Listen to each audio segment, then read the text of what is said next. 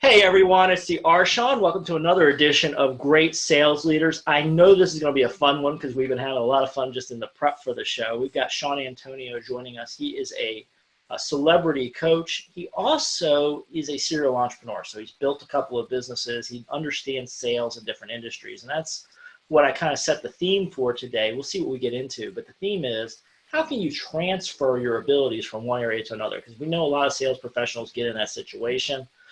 Maybe you have a customer in a different industry than the one you're typically in, so you've got to change things a little bit. Or maybe you have to go through some change in your career. We've seen a lot of that recently with all the transition going on in the world. So we're going to dive into that a little bit. Joining me today is my regular co-host, Shannon J, Gregg. Sales, productivity systems, CRMs, that is her game, and we've worked together on time management and sales training with organizations.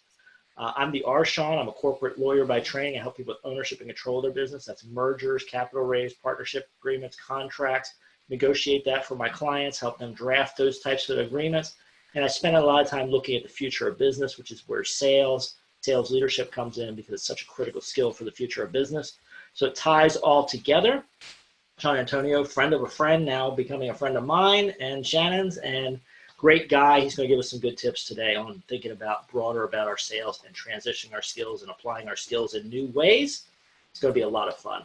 Wherever you're watching, might be one of our LinkedIn feeds, might be our Sean McBride Fans and Ice on Facebook, might be the Great Sales Leaders YouTube channel. Wherever you're seeing this, a couple of things. Drop a comment. Let us know what you're learning from us, what you're taking away, what's helping you.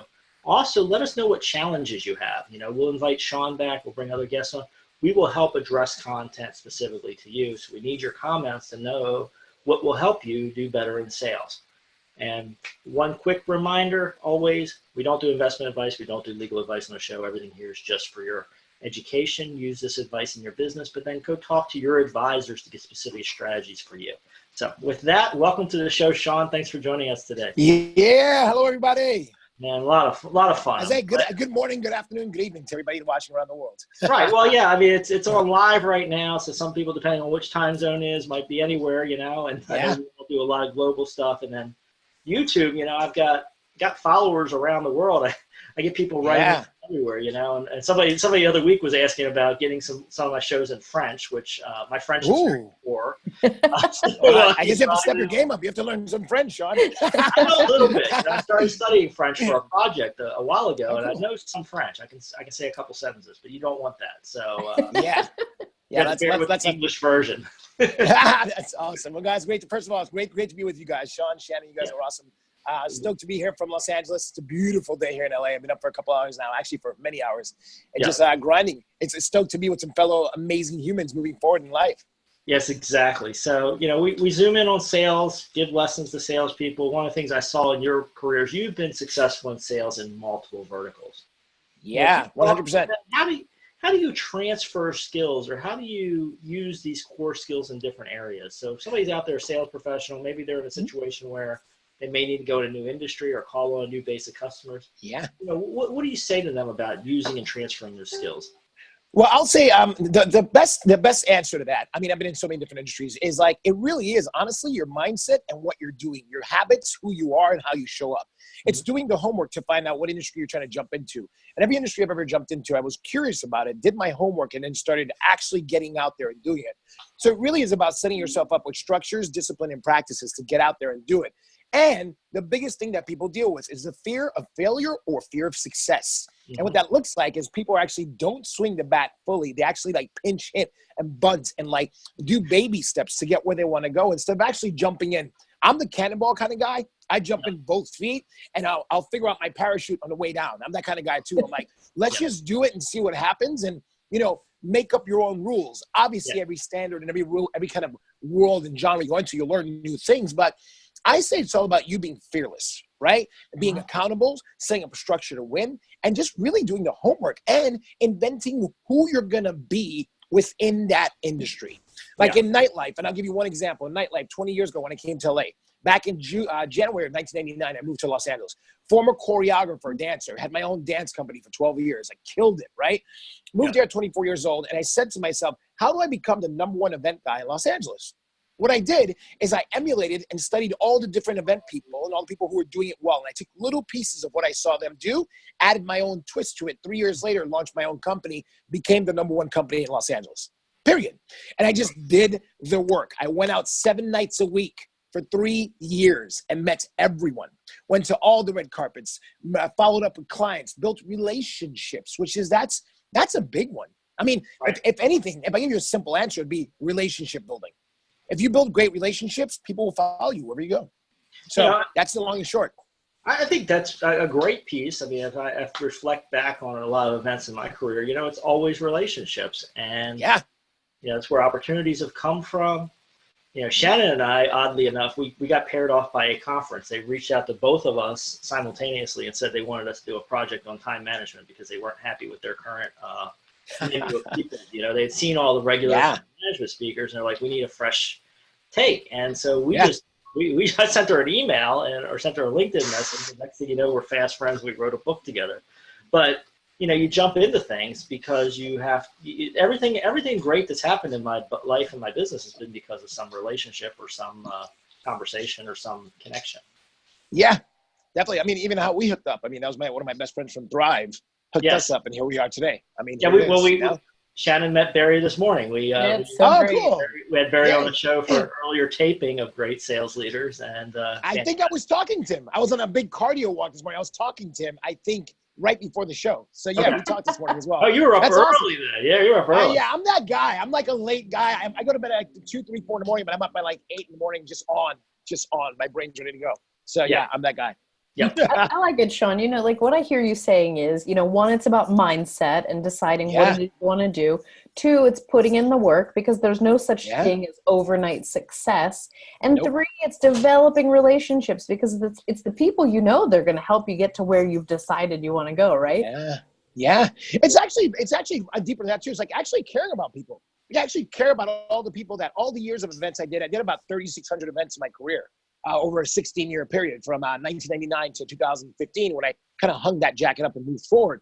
And I did it here, Vegas, Chicago, Dallas, Miami, Australia. And the cool part is that it wasn't always about the relationships. And like, I've done 10 years of people's birthday parties. I've done their weddings. I've done their bat mitzvahs. I've done their mother's birthday party retirement thingy. It really is about being intentional and getting clear and then taking the action. Because people are so busy talking, Shannon. We get so caught up in someday I'll be this, but today is that someday, right? Like we have to get up and take action. So that's it. That's the difference between me and most people. It's like, I just take action and do things. And I fail, I succeed, and I learn. It sounds like you've got to really it's not just action without vision. I mean, you're very mindful about what it is that you're doing. And I think that's something I'd love to hear a little bit more about from you is how you incorporate the mindfulness into your action. Oh, yeah. Thank you for asking that. Well, I get clear about what I don't know and what I do know. Like when I've decided to become a full-time celebrity life coach, I looked at my world of celebrities that I knew at the time.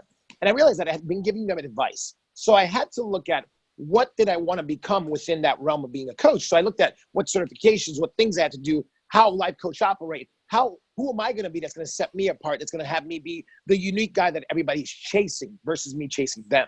So the mindfulness was like, much like, Shawn's, suits. It's like being that unique character that's going to be willing to say the uncomfortable things and being really clear about your intentionality. I'm also a dating coach. I coach people on dating. I have this thing called wingman services where I take people out in social environments and watch them flirt. I call it flirting with intention, like things like that. You have to have a really clear goal and it has to be flexible. You can't be attached to the outcome. My wife said it best. She goes, the universe will always give you what you need. It won't always look like what you want. So you might want that red Porsche, but you might get a white one. It's really that simple. So it's really about being fluid, clear. And you said having that mindset, that mindfulness to be like, okay, how do I get to F? Okay, I have to do this backflip, blah, blah, blah, but being loose about it because we get so attached and we give up so easily. We fail and then we're like, oh, that's not for me. I'm not good at that. We tell ourselves our self-defeating and self-fulfilling prophecies by not following through when we fall down. It took me years to get the event world right and then find my flow and then find my voice. And then people were like, oh, I'm going to go to Shawn's events because the environment's going to be great people, celebrities, great DJs, good-looking vibes. The drinks will be served great. the experience of walking up to the front door, they welcome you. You know, like all those little things that you have to pay attention to detail. Yeah. Well, so yes. There's a saying floating around, the most important part of being an override success is the first 10 years, right? So I love that one. I refer to it constantly. But nice. you hit upon a lot of what Shannon and I talk about with time management. And I think what's different about Shannon and I, when we walk into an organization, we tell them that we're not going to have immediate answers, right? We don't have a 1-hour workshop where you're suddenly going to, transform your time management world, unlike what other people promise. And the goal setting is so critically important. I love what you're saying about this is what I want my life to look like 5 years from now, 10 years from now. Yep. And then you set the path. And the thing we tell people, and it sounds like you're hitting upon it too, is that path you think you're going to go on to get to your 10-year goal. Nope, not going to happen. And there's so many people out there, and I think, and this frustrates me. There's so many people out there that promise you, like, come to my workshop, and you're going to walk away, and you're going to be able to do this or that immediately, and it's all just going to fall in place. And that's not the real world. Nope, not true. Not true at all. You're right. And it is about setting milestones, like it's what you and Shannon are saying as far as even time management. That's the biggest one that people struggle with, right? Yep. So I have alarms, a daily planner, and a system of just operating my life to where I could win at being a present father for my 3.5-year-old daughter. So I have a certain amount of time a day I set aside. No phones, no nothing, daughter time. I have a certain amount of time that me and my wife collaborate about our business projects, what we're up to. We're like, all right, babe, what are you up to today? Here's what I'm up to. Here's my intentionality. Here's where I'm at. Here's where I'm fluid. And then here's my time I'm grinding and creating new results. And then here's I'm off the grid, off the map kind of time.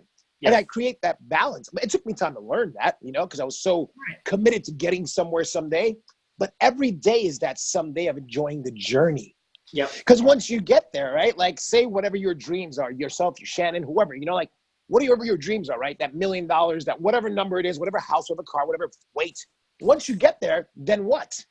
Yeah. Right? So it really is about taking the lessons as you go along. And that's what I did throughout my different careers as a professional dancer and choreographer in my dance company, as an event guy, as now a celebrity life coach, as an author, as a motivational speaker, like all these things that you have to be really present to getting there, but enjoying and taking the lessons and applying them. That's it. It really is that simple. I love what you're saying here. And so let's spin this a little bit into the sales arena, right? So our theme is selling into different industries or selling places you're uncomfortable. So what do you recommend to that sales professional that maybe has to make a transition, right? Their current customer base isn't big enough. Yeah. Some changes happen in their industry. They've got to go after new customer base. They've changed jobs into a different place. What do? You're starting over in a way, but you still have this great core of skills. What do you tell people to do? Simple. Find the missing. I'll use Jeff Bezos as an example. He's the guy that found, obviously everybody knows who he is, and found of Amazon, right? Like, you find the missing within what industry you're going to. What do people want? It's almost like if you have a captive audience, which, some of us do, right? You can poll your people and say, hey, what's missing in your life about this? Like I poll my clients all the time about their happiness levels, their dating worlds, their conversations, the juiciness of relationships. I have a book on Amazon called Having Amazing Relationships. Yeah. And in those relationships, I go through all the areas of how you show up in the world. So what there is to do about that is like really getting clear about what's missing for people in that industry and being unafraid, because a lot of people walk into new industries afraid that they can't be that thing. They can't have it. But that's all mindset. Again, it's the mindfulness we talked about earlier. It's like really being clear about the actions it's going to take you to get there. That's it. I mean, I try and keep it simple because I'm just a doer in life. Yep. And I can get into the step-by-step. Like you said, going to those workshops and them going, okay, we promise you this, but what do you have to do to get there? So I love it, Shawn, that find the missing. If you can identify an unmet need as a salesperson, you're going to develop the relationship you need to get what your customer needs to be successful and what you need to keep your job. Yeah, right? Not even keep your job, but actually like Barry's, company name, like to thrive at your job. Like, I don't want any of my clients surviving their life. I don't want you or Shawn surviving life. That sucks. That's boring, right? For me.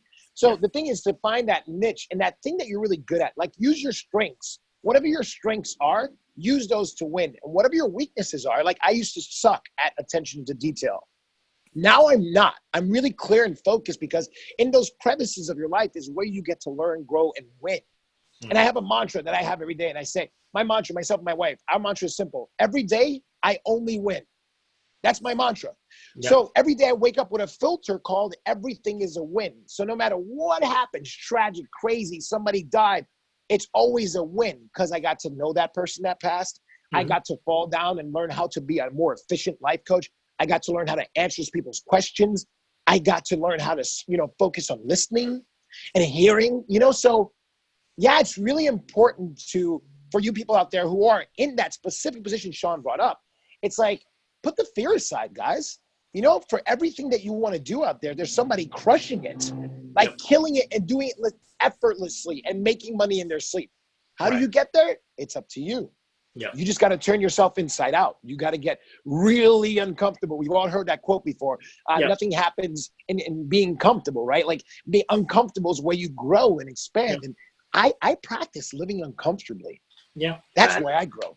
There's something to that, and I think, when Shannon and I first got this random, assignment, right? We were, I do structure, systems, processes, business plans is a lot of my work. Shannon does CRMs, productivity systems, but both of us were doing time management. This conference saw it. And I remember one of our initial conversations was like, what are we doing here, right? Like, we're in time management now, and, there's the classic time management books, which have been around forever. And after Shannon and I dug through it, we're like, yeah, but they don't work, right? Or they don't work for most. Yeah. Something's not working. We belong here, right? Because there was a gap, right? But I mean, I just want to kind of throw that out to people. Just because somebody else is already in that industry, just because other people have already done it before, doesn't mean they're doing it right. Doesn't mean they're serving the customers the best way. There is opportunities for innovation. And there's room everywhere for good, smart people who can do things in a way that helps their customers. And you're right, Shawn, too, because I feel like a lot of people get intimidated by that. Like I have friends that are really close to Tony Robbins, right? Tony's been doing it for 40 years. He's a motivational speaker, life coach, all that good stuff, right? Like I don't aspire to be Tony at all. I look forward to sharing the stage with Tony, and I'm going to someday in the future. And that's not it's actually not a goal per se. It's a knowing for me. It's just a matter of when. And I think what happens for us is we get that self-imposed glass ceiling. I was talking to a client about it yesterday because we were talking about what's next for her and her finances, her dating life, all that good stuff, her health goals. And she had this why do I always think negative, Shawn? And I went, why? And she talked to me. She said, my mom put me in this situation, and she grew up in her mom always looking at what was negative. So she conditioned herself to become that. And I said, here's what happened. You just got conditioned. So and I gave her a practice that she's practicing actively as of yesterday at 4 p.m. our time. She's in Colorado. And she, I told her, your goal every day for the next 7 days is to speak from the positive. That's it. Right. Because she just told me about some trip from New Zealand, and all she told me was her first time in New Zealand. And for the first 10 minutes, all the things she told me was negative. Yeah. I'm like, where's the fun? You went to New Zealand. Oh my God, talk to me about the Maoris and what'd you see, what'd you eat? And she just went super negative. I'm like, where's the positive? And finally, at the end of it, after all the heavy news, I hear 5 minutes of positive. I'm like, let's rewire that. Yeah, let's flip that around, right? Let's flip it around. Let's start with positive first, So it really is about taking the bull by the horns and figuring out what you really want and who you're going to be to get it. I like this, Shawn, and I think so many salespeople struggle because they don't have a strong coach, they don't have a strong leader, and what you're saying is put a mirror in front of you and say, what are you projecting? What are you emulating? And what are you putting out there? And people are going to pick up on those vibes, right? And so I think interrupting it and saying, you know what? Maybe I just had 3 losses in a row, but before that I had 4 wins. So let's see what we can learn from those. Shannon, you just stepped on exactly what I'm doing with my clients right now. I'm doing a thing called Reset Your World. It's a spring cleaning of your life. And I'm literally, last week, Monday I started. So it's been about a week and a half, almost 2 weeks, right? And what it is, I sent out to my clients an actual list, an inventory of personal hygiene, how you show up. I'm talking from your hair to your face, your facial routine, your fingernails, your toenails, your body hair, your everything, right? That's number 1. Number 2, hygiene, your teeth, your breath. How are you showing up? Are your eyes clear? Are you, all those things, right? That's just a physical. Then what are we wearing? Your clothes have stains, holes, old, too tight, too loose? What is it? What style are you projecting? Is that truly you? Do you walk into a room being who you are? Yeah. You got to be responsible for that. And then I talked about the generic spring cleaning of your car, your house, your office, your relationships, your cell phone, cleansing out people that you no longer talk to who are toxic. And then the last one I left them with was incomplete conversations.